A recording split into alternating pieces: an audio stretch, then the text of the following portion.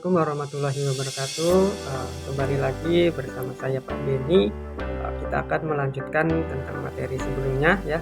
Sebelumnya kita telah memperkenalkan beberapa jenis bangunan segi datar ya. Ada luas, balok, ada kubus, balok, prisma, dan luas. Nah, video ini kita akan belajar tentang bangun ruang sisi datar ya, yang dimulai dari unsurnya. Ada jaring-jaring, luas, ada volume, dan beberapa contoh di setiap jenis materi bangun ruang sisi datar. Oke, tonton videonya sampai habis ya, sehingga kalian tidak salah paham dan kalian akan memahami step by stepnya ya. Pokoknya jangan skip videonya ya. Membahas tentang materi bangun ruang sisi datar ya, karena kita sebelumnya telah membahas tentang perkenalan beberapa materi bangunan sisi datar ya. Ada kubus, ada balok, ada limas, dan ada prisma. Nah, kali ini kita akan menjelaskan lebih lanjut ya terkait tentang bangun ruang sisi datar ini satu persatu. Nah, sebelumnya tujuan pembelajarannya yang pertama itu menemukan unsur-unsur dari bangun ruang sisi datar. Nah, jadi setiap kubus atau setiap bangun ruang sisi datar ini memiliki unsur-unsur ya. Yang kedua, menemukan rumus luas, ada menemukan rumus volume, dan menyelesaikan masalah yang berkaitan dengan luas dan volume bangun ruang sisi datar. Nah, yang pertama kita akan membahas tentang bangun ruang yaitu kubus. Nah, di sini kalian pasti tidak asing ya dengan gambar yang di sini ini ya.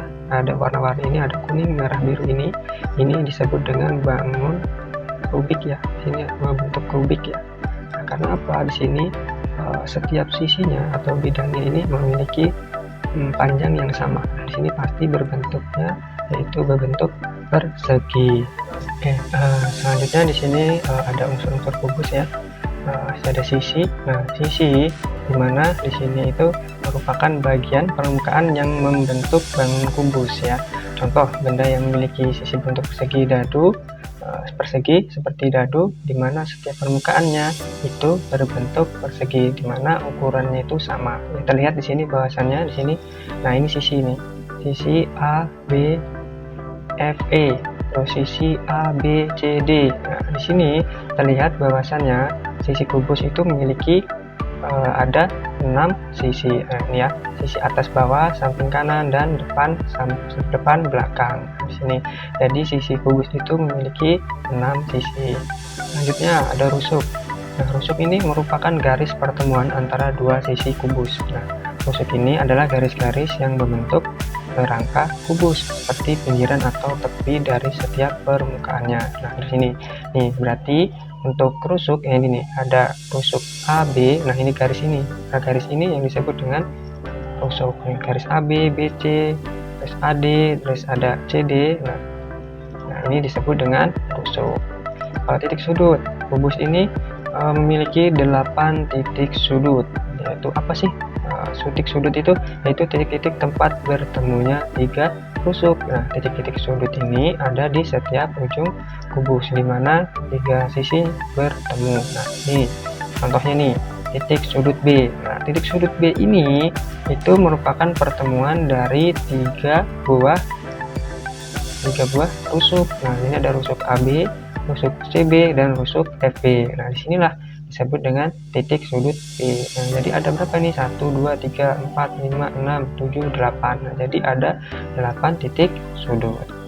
Selanjutnya ada diagonal bidang atau diagonal sisi, yang ini merupakan garis yang menghubungkan dua titik sudut yang berseberangan pada satu sisi atau persegi kubus. Nah, pada setiap sisi persegi terdapat 2 diagonal, jadi setiap kubus memiliki 12 diagonal sisi. Nah, contohnya nih, diagonal sisi pada bidang atau pada sisi A, B, C, D. Nah, ini berarti ada diagonal AC dan ada BD. Nah, tadi bahasanya sisi kubus itu memiliki 6 sisi. Nah, berarti di sini kan setiap sisi itu atau setiap bidang memiliki 2 diagonal. Jadi A2 dikali 6 sehingganya terdapat 12 diagonal sisi. Nah, ini selanjutnya ada diagonal ruang. Nah, diagonal ruang ini contohnya nih, ada A, B, AG. Nah, ini berarti tarik dari ke AH ke BG. Nah, sehingga di sini terdapat diagonal ruang.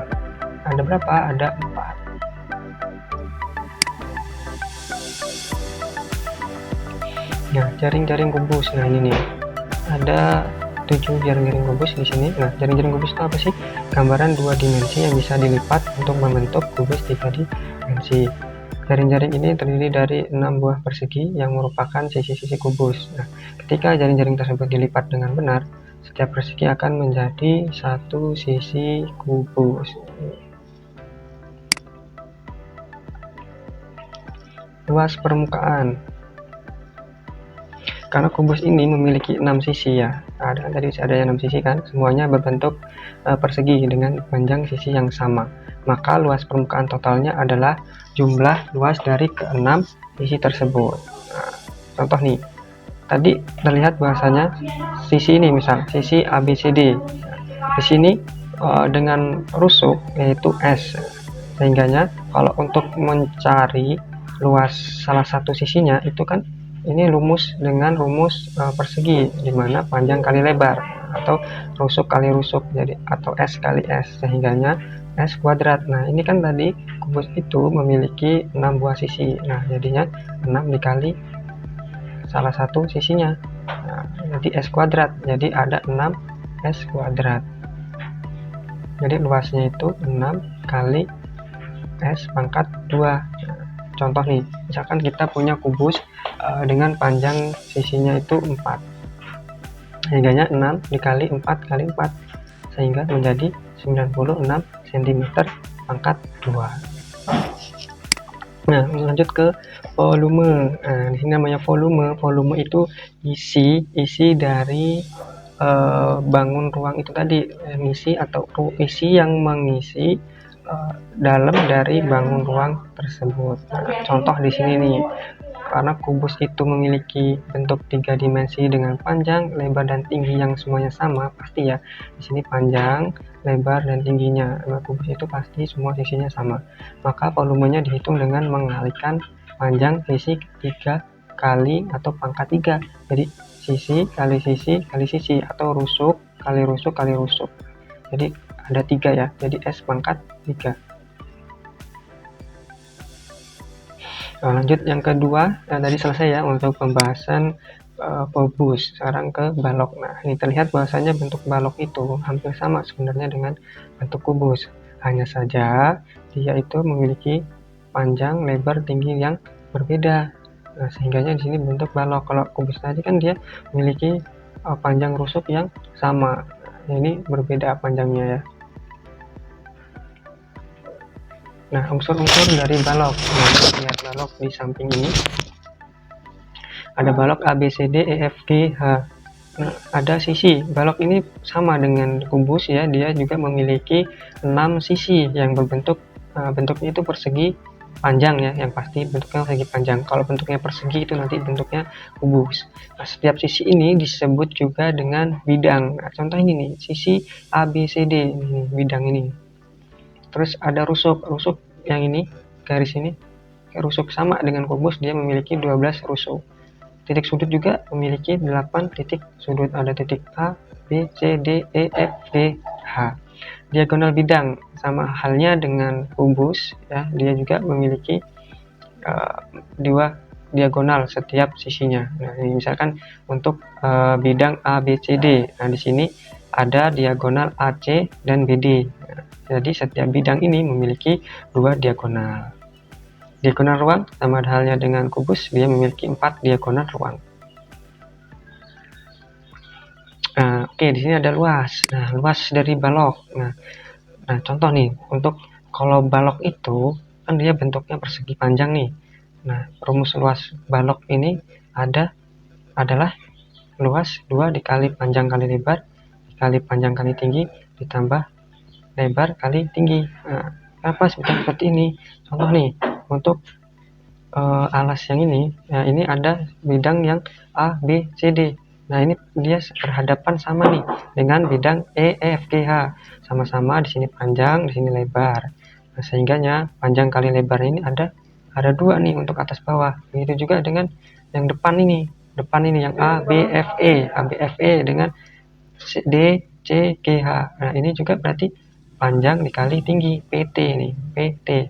Nah, untuk juga samping kanan kirinya ini nih, ada lebar, ada tinggi. Jadi lebar kali tinggi juga ada dua bidang, sehingganya di sini kali dua semua. Nah, jadi terdapat 3 pasang sisi yang berbeda pada balok, yang berhadapan pada balok. Ya, dia terdapat 3 pasang sisi yang sama yang berhadapan. Nah, contoh di sini ada bidang depan, belakang, samping, kanan ini, terus atas bawah. Nah, volume ya, balok juga pastinya mempunyai volume ya. Jadi setiap bangun ruang itu pasti memiliki volume. Nah, volume balok dihitung dengan rumus ini, panjang kali lebar kali tinggi. Nah, misalkan nih, kita punya balok dengan panjang 8 cm, lebar 4 cm, dan tinggi 5 cm. Maka volume balok tersebut yaitu ini, panjang kali lebar kali tinggi, 8 kali 4 kali 5, yang sama dengan berapa? 160 cm pangkat 3. Oke, kita lanjut ke limas. Jumlah sisi pada alas ya, pada alas ini menentukan jenis limas. Nah, terlihat bahwasannya di sini ada limas. Terlihat bahwasannya di sini ada limas ya. Di sini ada alasnya yaitu berbentuk persegi ya. Maka di sini disebut dengan limas persegi. Nah, yang kedua ini alasnya bentuknya segitiga nih. Maka disebut dengan limas segitiga. Jadi penamaan limas ini berdasarkan dengan bentuk alasnya. Nah, terus ada unsur-unsur limas. Nah, di sini ya, di sini ada limas. Limas apa ini? Coba lihat alasnya, bentuknya persegi. Jadi di sini disebut dengan limas persegi. Nah, di sini ada titik A, B, C, D yang untuk alasnya, dan T, titik puncaknya ini ya, titik puncak dari limas disebut dengan T. Kita simbolkan T. Nah, sisi limas memiliki sisi-sisi yang berbentuk persegi. Nah, ini nih, sisi tegaknya itu berbentuk segi tiga ya, yang terhubung antara puncak dan titik alas. Di sini ada sisi BCT di sini. Berarti ada berapa nih sisinya? 1, 2, 3, 4, ada 5 sama alas. Untuk rusuk adalah garis yang menghubungkan dua titik sudut. Nah, sama halnya yang sebelumnya. Sebelumnya itu hubung sama balok ya, dia itu namanya rusuk, dia menghubungkan dua titik sudut. Nah, di sini ada rusuk AB, ABC, ada CD, AD. Jadi ada berapa nih? Ada 8 rusuk titik sudut. Nah, titik sudut alas, jadi sebanyak jumlah sudut pada alas. Titik puncak, titik yang merupakan puncak limas. Jadi ada 5 ya, ada 5 titik sudut. Diagonal bidang. Nah, diagonal bidang ini merupakan garis menghubungkan dua titik sudut bidang yang tidak bersebelahan. Ini sama dengan halnya dengan sebelumnya kubus. Di sini juga untuk limas juga punya ya. Di sini ada limas persegi ya. Jadi diagonal bidangnya itu yaitu AC dengan BD. Lanjut ke luas permukaannya. Nah, permukaan limas merupakan luas dari semua sisi termasuk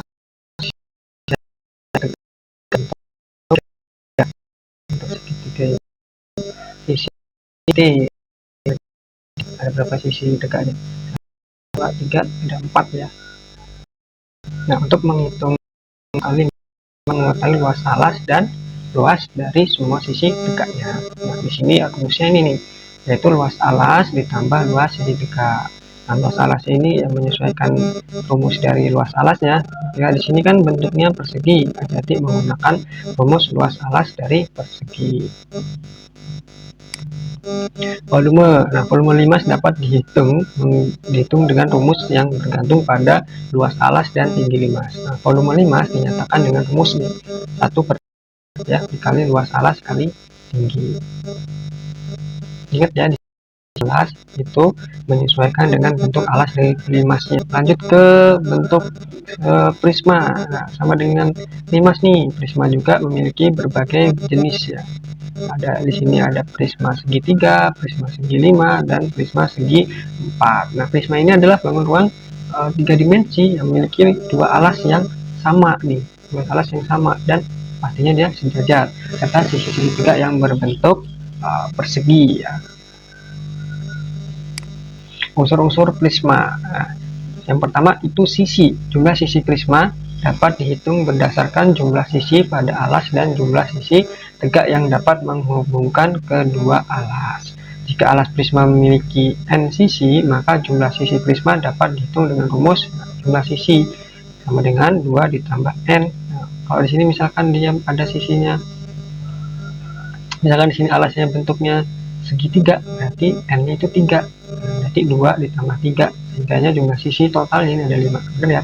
1, 2, 3, 4, 5. Terus rusuk prisma terdiri dari rusuk-rusuk yang terletak pada alas, sisi tegak, dan alas atas.